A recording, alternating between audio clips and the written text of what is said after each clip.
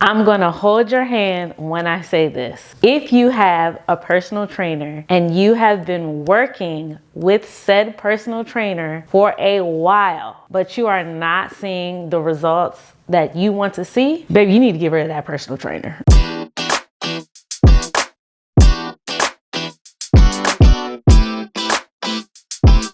What's up, team? You are now listening to Sweatin Out My Edges, the #1 podcast for learning how to build an active lifestyle. If you're new to the show, my name is Coach Teal, and I'll be your host in this audible fitness journey. This is going to sound oddly counterintuitive, but if there's one thing that I hate about the fitness industry, it's actually personal training.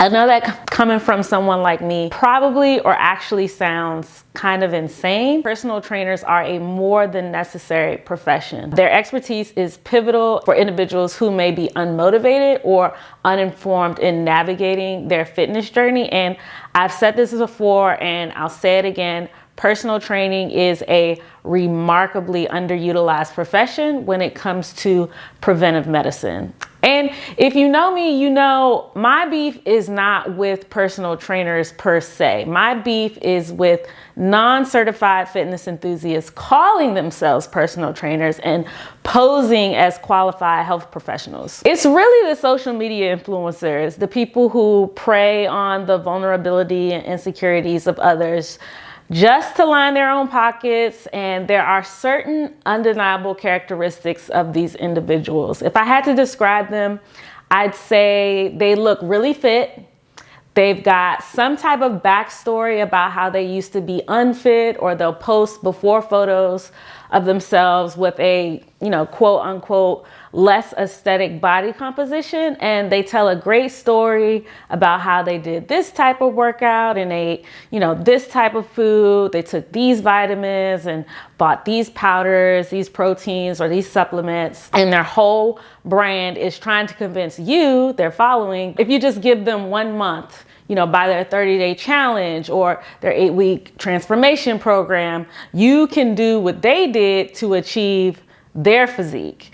And I am by no means debating the legitimacy of what they did to get fit or achieve their aesthetic. What I'm getting after is just because it may have worked for them doesn't mean it's going to work for you, because there is no guarantee one way to achieve fitness. It's a journey. It's not linear. It's trial and error. And there's a great irony in their sell, because what these quote unquote trainers have accomplished is the very thing they should be advising their clients to take advantage of. And that is learning how to take care of your own body. And what I want people to take away from this podcast especially is that there is no one more capable of building your best body than you.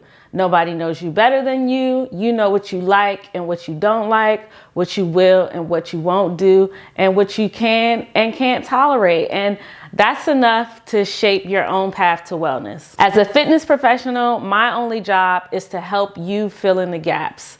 My job is to help you learn how to make physical activity safe and, more importantly, effective, so that being active becomes, again, a lifestyle and not just some fleeting trend in behavior. So the objective of this episode is very simple.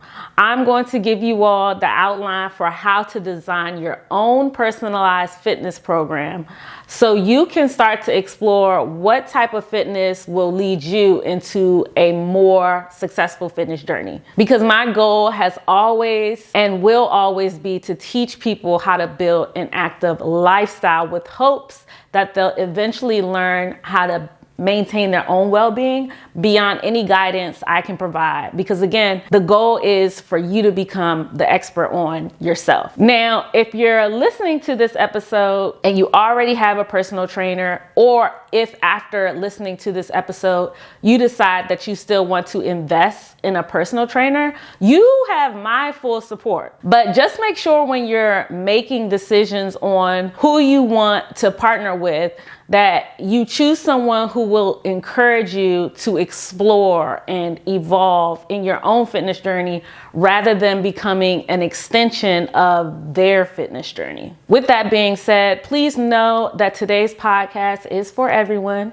That includes athletes, Jim from HR, Carol from accounting, the new mom chasing the toddler around the house, and whoever you are that's listening to this podcast and has never worked out a day in your life.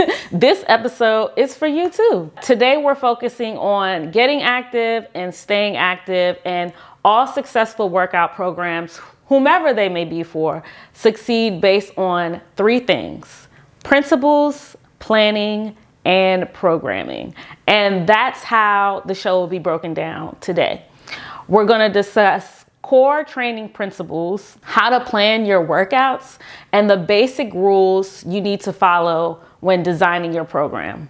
Then I'll close it out with a bonus tip, and you can stick around to find out what that is. This is going to be a very dense episode, so I suggest taking good mental notes if you don't have a pen and paper handy.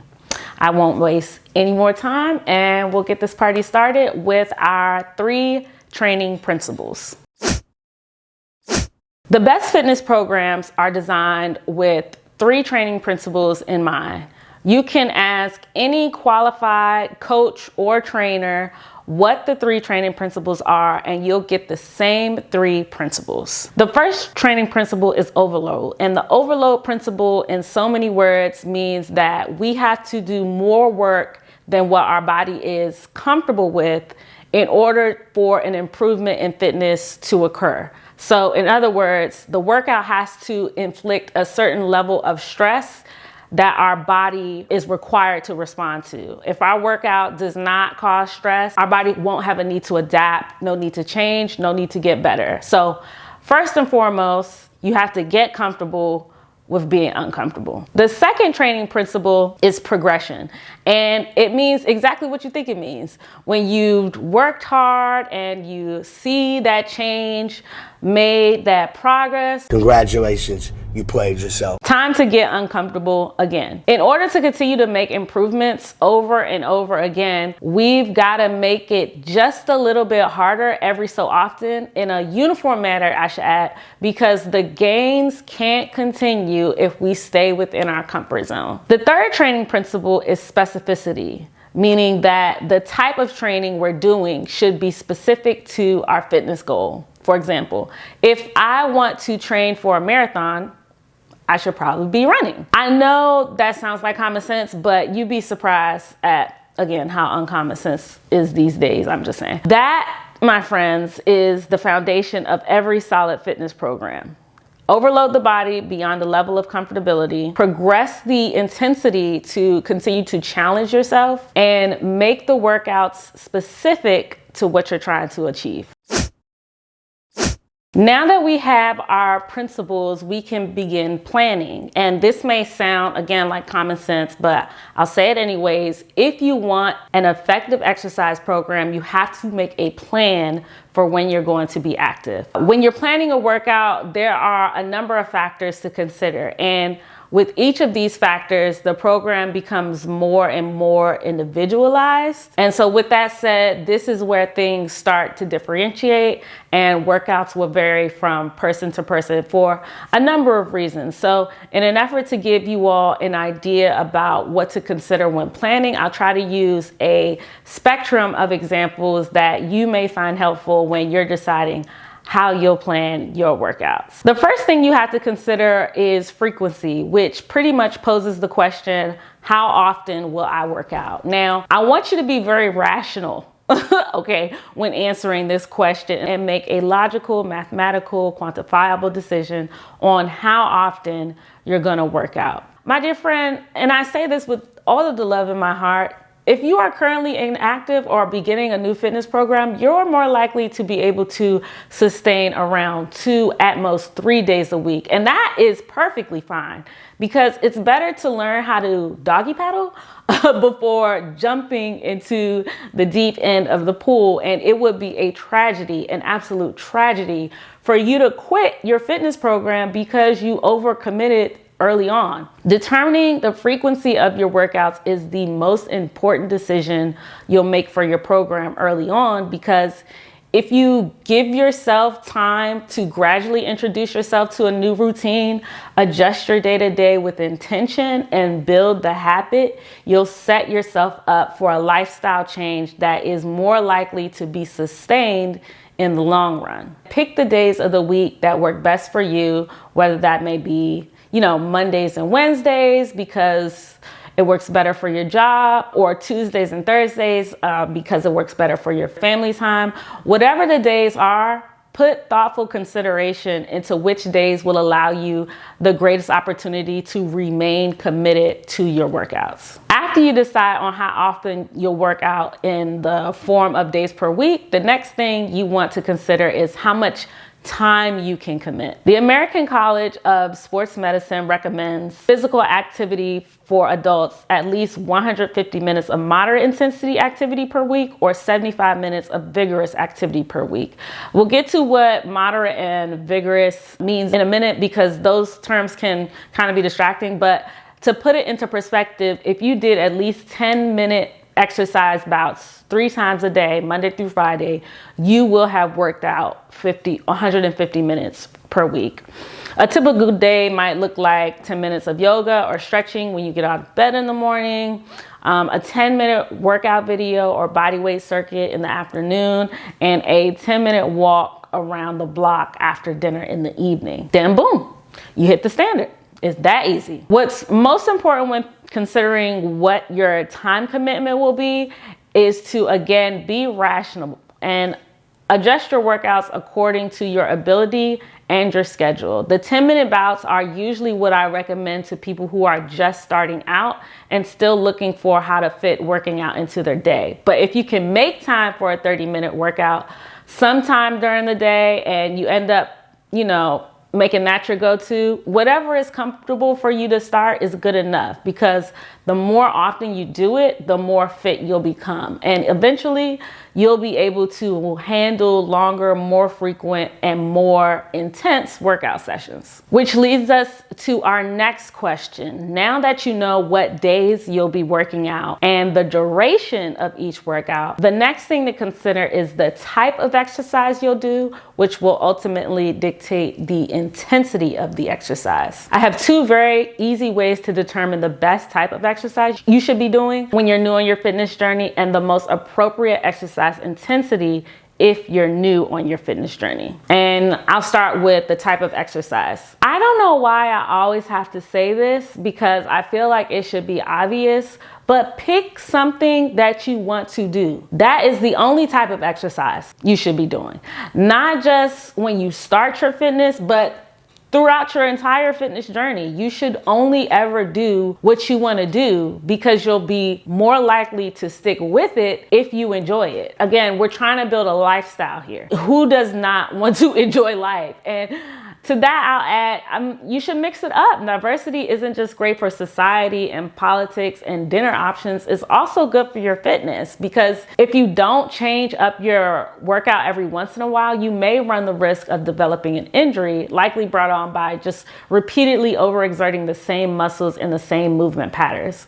Or you might just get bored. And as you progress along your journey, as you become a more fit individual, you become more open and more eager to try things, even things you never said you want to do. I remember when I decided to run my first half marathon, which is insane to think about because I ran track all through high school and college. And I promise you, when I walked off that track after my last meet, I told myself, if I never ran again, it would be too soon. But that was cap. That was all cap. I just needed time to fall back in love with it again. And to be honest, I never actually stopped loving it. But again, it doesn't have to be running. If that's not your jam, it could be anything that gets your body moving and your heart rate up. And it's best to do different types of exercise on different days. You can, for example, maybe go for a run on Mondays, do yoga on Wednesdays, and lift weights on Fridays. If you can, I would suggest also taking advantage of good weather days and go on a hike or a bike ride or do other types of outdoor activities when possible, because being outside while working out is kind of like a 2-for-1 special when it comes for mental health. My take home point is to just keep an open mind when it comes to the type of exercise you do. It keeps the workout fresh, and you won't even realize how active you are, over time, because it'll be so natural, and it'll feel weird when you're not active. Like, you might find yourself lounging around the house and be like, dang, I need to get up, go do something, because your body will become so accustomed to being physically active that you'll feel off when you're not. We're gonna shift gears for a moment and talk about exercise intensity. Now, when it comes to exercise intensity, always aim to start at a lower intensity. Earlier, I mentioned that it's recommended adults get in 150 minutes of moderate to vigorous activity per week, with the words moderate and vigorous being descriptions of workout intensity.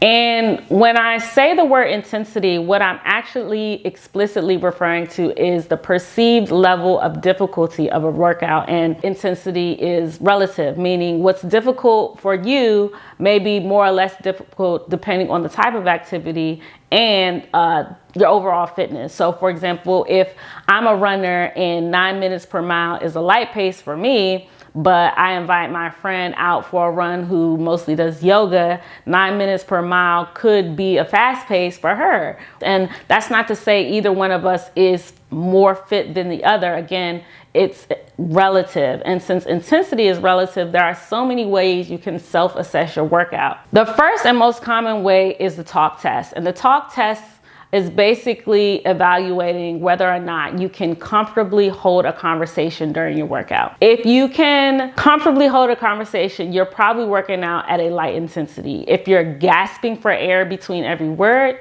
or maybe you can't get a word in altogether, the intensity would be considered high intensity. Another measure you can use is by paying attention to your breathing rate and your sweat rate. If your breathing is labored, but you're not completely out of breath, you're probably at a moderate intensity. But if your breathing is more so heavy, like you're gasping for air and can't catch your breath, you're probably at a more vigorous intensity. And since sweat rate varies by the individual, it's best surveyed alongside one of the previously mentioned methods. One of the best measures of intensity that I like to use is the RPE, which stands for rating of perceived exertion. And it basically is just asking yourself, on a scale of 1 to 10, how do I feel? For this scale, 1 meaning completely relaxed, 5 meaning you can maintain your current pace for at least 30 minutes, and 10 being you're giving maximal effort, you're completely exhausted, and you would prefer to stop. Now, if you want to get technical, one of the most common ways I like to monitor exercise intensity is by tracking heart rate. And that's easiest to do if you own a fitness tracker. From what I read in the scientific literature, they're pretty accurate when it comes to estimating biomarkers like heart rate during activity. The calorie trackers, on the other hand, are another story, but that's another topic for another day. When we talk about intensity, you should know that intensity is scaled into 5 categories, and those categories are very light, moderate, vigorous, and maximal. And like I mentioned earlier, heart rate is probably the most easily tracked, reliable measurement of intensity that you have. So for very light intensity is anywhere from 30 to 40% of your maximum heart rate. And then so on and so forth. Moderate, 50 to 70%, vigorous to 70 to 85%. And then anything above 85% of your maximum heart rate is considered maximal intensity. Now, you're probably asking yourself, well, what's my max heart rate? And I'm glad you asked. You can estimate your max heart rate by doing an age predicted max heart rate calculation. It is not very complicated at all. It's 220 minus your age. That is a rough, and I repeat, rough estimate of max heart rate. And this number is your heart rate based on age prediction in beats per minute when you're working out at a maximum effort. So say, for example, you're 30 years old, 220 minus 30 is 190, meaning your heart may be able to be up to 190 beats per minute. That is your age predicted maximum heart rate. So if you're running up a hill for 3 minutes straight, fast as you can, giving your best, your heart can possibly beat up to 190 times per minute. I know that sounds crazy.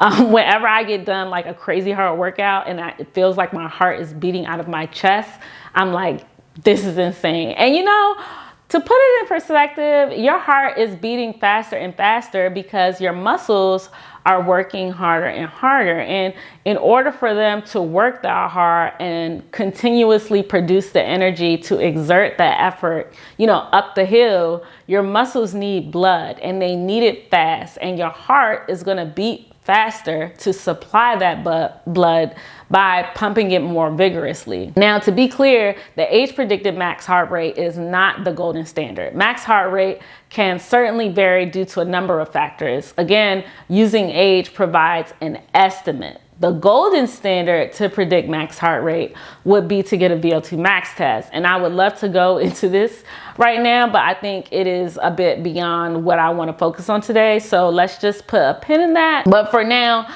I want to stay focused on the beginning stages of a fitness journey and the tools we have readily available to get us started. So let's reel it back in here and put all the information into perspective because we just had a very impromptu lesson in exercise physiology. So for people just starting out, I usually recommend that they work out on 2 non-consecutive days out of the week. And I recommend that you have a lighter intensity day and a more moderate to vigorous intensity day. I'll go back and use the example of the 30-year-old again to keep us consistent. And let's say on your light intensity day, you want to shoot for a workout that'll put you at 40 to 50% of your heart rate max, which means 40 to 50% of 90 beats per minute, which translates to 76 to 96, I think, beats per minute for your heart rate. So that will be something like an easy walk in the neighborhood. Now, a moderate to vigorous exercise day would be anywhere in the range of 50 to 85% of your heart rate max. So let's go about midway and say 70% of your heart rate max, which would translate for a 30-year-old into 133 beats per minute. And that could look like a body weight circuit or some laps in the pool, whatever you decide. The point of knowing these percentages and calculating these heart rates is that so you can monitor how intensely you're working out. And remember, everybody's numbers will be different. Everyone's perceived effort will be different. So use your better judgment and again, be rational in assessing how you feel during the workout. So if we recap this part of the discussion, the planning, here's what we get. Frequency. Pick your workout days, ideally 2 to 3 non-consecutive days per week to start. And that could eventually progress to 3 to 5 days per week. Time. How much time do you want to dedicate per workout and throughout the week? All the activity counts and you should aim for 150 minutes per week. Again, you could do 10-minute exercise bouts 3 times per week. That's a great starting point. Type. Pick what you like to do and don't waste your time grumbling through Zumba if you got 2 left feet. Pick something you enjoy because then you're more likely to stick with the program and you have a better chance of adopting activity as a lifestyle in the long run. And last, intensity. Make sure you have your fitness monitor and track your heart rate. If you don't, you can self-assess with breathing, RPE, or your sweat rate.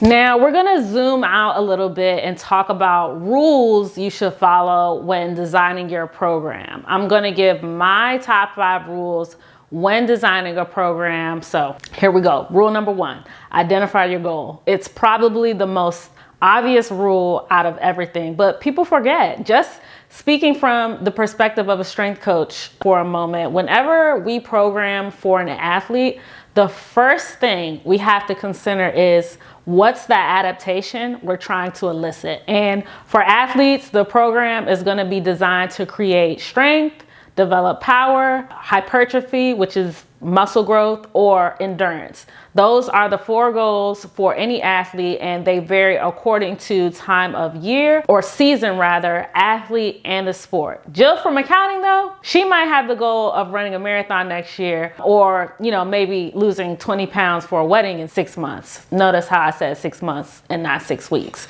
But whatever the goal may be, whether it's losing weight, becoming more athletic, building muscle, make sure you identify it early on, because remember, we want the program to be specific, and that will help us specify what type of workouts we should be doing and how often we should be doing them. Rule number 2, avoid scheduling back-to-back high-intensity days. Now, it's very important not to do multiple consecutive days of difficult workouts, because when you start a fitness program, your body is going to be sore, and that is completely normal. And it quite frankly doesn't matter what you do, because again, according to the overload principle, your body is getting hit with more than it's accustomed to, and it's gonna be temporarily weakened. So give your body a chance to recover, because when you're in the thick of it, exercising, running up the hill, gasping for air,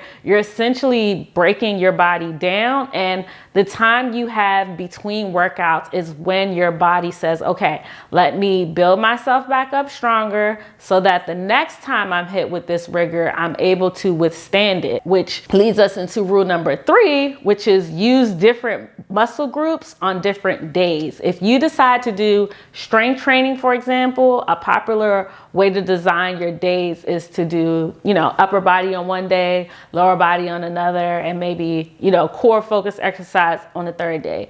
And that way you can give each respective muscle group the break that it needs, which is really important in the beginning. So if you could also do, 2 to 3 full body days with descending intensity. So for example, high intensity interval strength training on Monday, where you do weighted exercises back to back with little rest in between, and then a full body moderate intensity workout on Wednesday. Again, that could be lightly weighted exercises, or just weighted exercises where you give yourself plenty of rest throughout the workout. And then you could finish the week on Friday with a low intensity full body. That could be, again, maybe a body weight session. And again, that's just an example. Moving on. Rule number 4, keep a record. Some good notes to record are the details of your workout, what specific exercises you did, how many reps, how many sets, how long was the workout, what was your perceived exertion, right? So like I said, take the RPE at the end of every workout, 1 to 10. How did you feel on average throughout the workout? And if you have a fitness tracker, it more than likely syncs to, some type of app on your phone. So check it out every once in a while and see how your workouts compare. Probably one of the greatest benefits of keeping a record is that you'll see the progression we talked about earlier when we, again, broke down our principles. When you track your workouts, you can see how you're able to work out for longer, and maybe the exercises you did earlier in your fitness journey may not take as great a toll on you as before. Maybe you started out only being able to walk up that steep hill, and then after a couple of weeks of consistent workouts, you can run halfway up the hill and then walk the rest. And then again, not long after that, you keep up with it, you can run the entire hill, and then maybe you can run multiple hills. But what I'm getting at is it's a steady progression. And if you keep track of your workouts, then you can evaluate your progress on a regular basis, and the observations and improvement will be more evident, more apparent. And our last rule number 5, is to plan your recovery. It's generally a good rule of thumb to design programs in 4-week periods, increasing intensity of your workouts each week for 3 weeks, and then backing off for a week. This kind of allows your body to get into a rhythm. And then the last week is called the deload week, which basically means you decrease the workouts back to a lighter intensity. So for example, let's say week 1, the high intensity workouts are 50 to 60% of your max effort. Week 2, they're 65 to 75%. And week 3, they're 75 to 85%. Or you can work out for longer each week. Let's say your goal is to get 100,000 steps in for the month. You can do 20,000 steps for week 1, 30,000 steps for week 2, 40,000 steps for week 3, and then 10,000 steps for week 4. And you should also think about recovery on a day-to-day basis, because like I mentioned, it's not when you're exercising that your body gets stronger. It's when your body has the chance to recover that leads to the overall fitness adaptation. So those are my rules for designing the program. Identify your goal first. Try not to schedule back-to-back high-intensity workouts. Do your best to use different muscle groups on different days. Keep a record of what you've done and plan your recovery. Now that we've talked about the basic fitness principles, how to plan your workouts, and rules to follow when designing your fitness program, my last and probably the most important element of a successful fitness program is to just be patient. None of this, and I repeat, none of this happens overnight. But again, I mean, why would you want it to? It's a journey. And when you start to enjoy the journey, you'll be hitting goals left and right, and literally you will be changing your life in the middle of it. I hope today's podcast has given you the confidence to write your own personalized fitness program. If you enjoyed listening to this podcast, please leave a comment, share it, and by all means subscribe to join the Fit Click. You can tune in next week as we continue to set a strong foundation for our fitness journey. Thank you for listening. This is Coach Teal signing off, and I hope you can end your next workout saying that was worth sweating out my edges.